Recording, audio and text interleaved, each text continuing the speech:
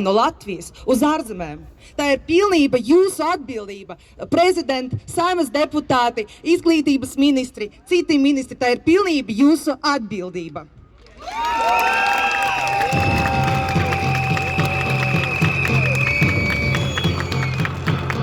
Varai ir jākaunas par to, ka Latvija ieņem vienu no pēdējām vietām startautiskā izglītības novērošanas reitingā. Gadiem ilgi valdībai varai nebija iespējas vai viņam nebija sapratnes, kā ieviest kārtību lietās. Un tendence pasliktinās ar katru dienu.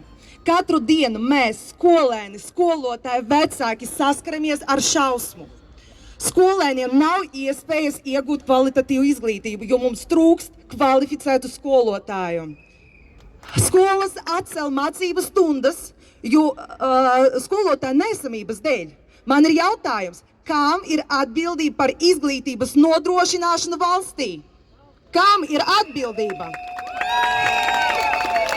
Izglītības ministrijai arī. Ministri, Saeimas deputāti, vai arī tagad varam pievērsties konstitūcijai? Vai tā vispār jums ir pazīstama?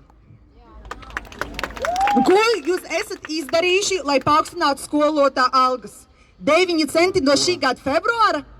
Tas ir aizvainojums. Tas ir aizvainojums visiem tiem, kas strādā katru dienu, lai nodrošinātu mūsu bērniem labāku nākotni un labāku izglītību.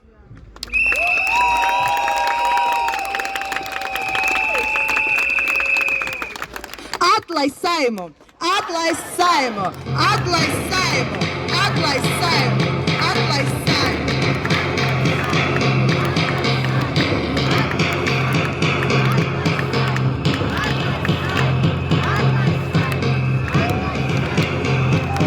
Bezkaunība turpinās.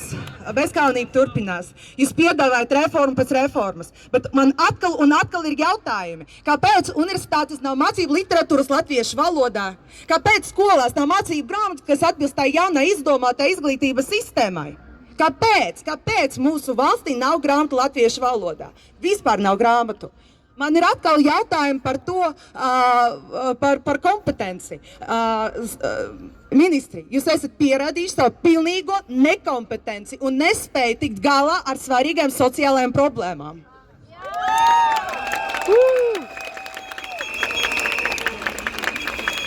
Atlaist Saeimu! Atlaist Saeimu! Atlaist